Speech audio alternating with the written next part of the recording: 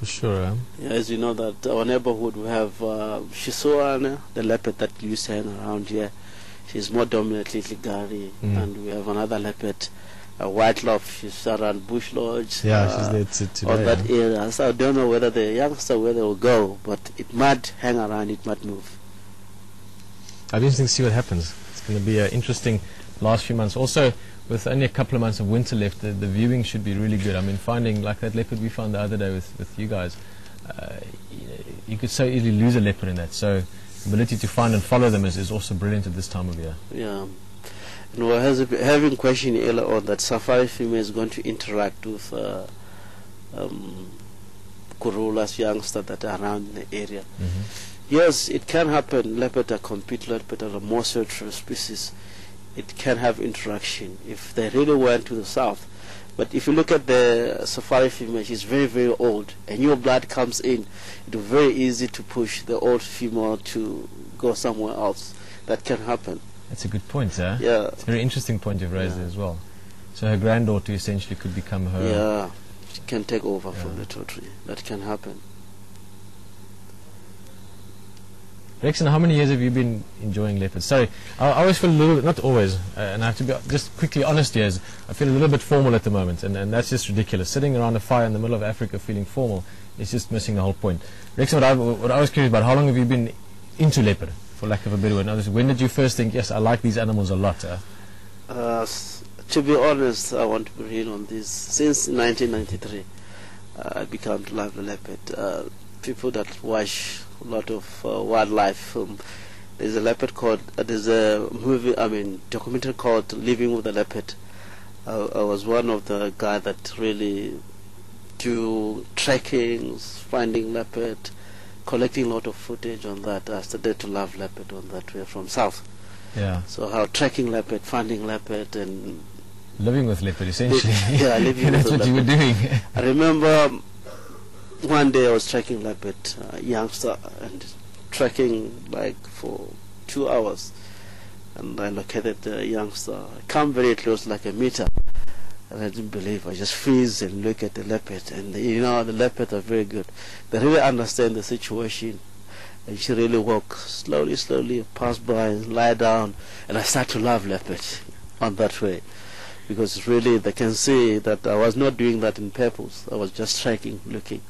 Yeah. That's a good way to start, sir. Mm. Sure. Well, and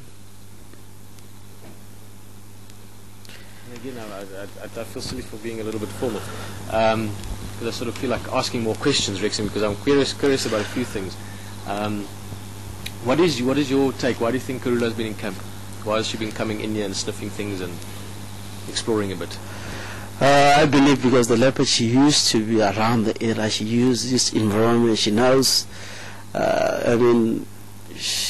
actually the area here, it belongs to them, you know. She can come to the camp like she's been at the lodge for many times and used people.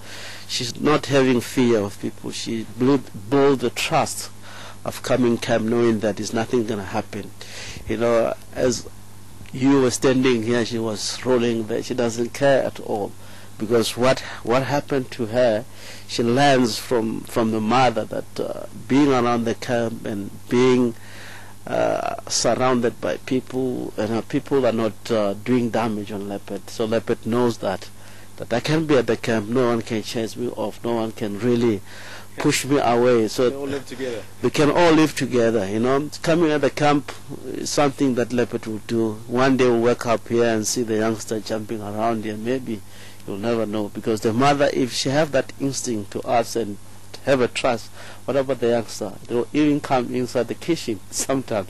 That can happen. Well, we've got a rat in there that needs catching, so that would be one of the ways of sorting that out. No, we're not really coming to the. She will come. She will bring the cats right here at night, play around here, and they're going to use to people. Easy on that way. And knows that it's quite a lot of life here. People are not missing. People are not gonna throw me stones and shouting. So it's really same as they used to vehicle. Yeah, they're getting now used. Yeah, they're getting now used to people. That people are here friendly, and so on. Well, the rest of it, I'm just, what else did we see this week, Gregson? Not that we have to do highlights. Marco's gone away, so didn't do the highlights, but I'm just thinking what other brilliant sizes. Buffalo.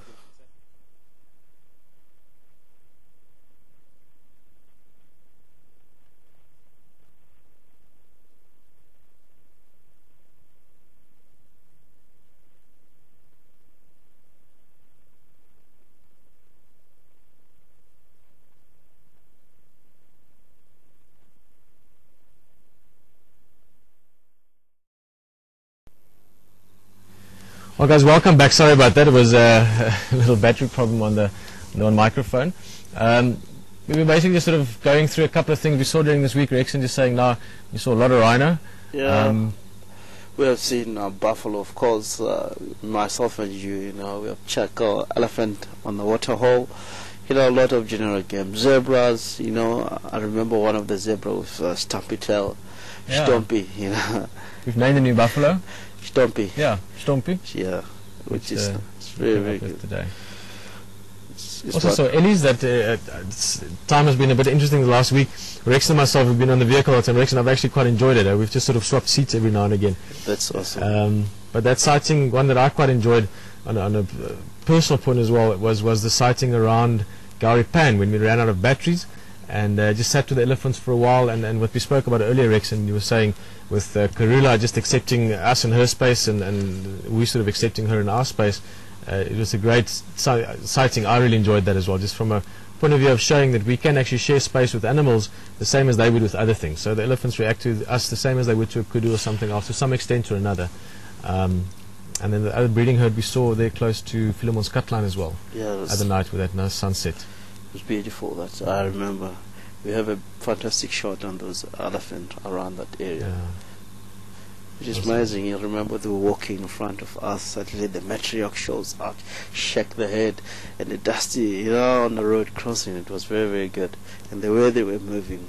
When we get there, first time we're not accepting us. Slowly, slowly they get used to us. That was very amazing, Peter, for that cool sighting. Now, what I'll say for myself, Rexon, it's now the time to hit the road.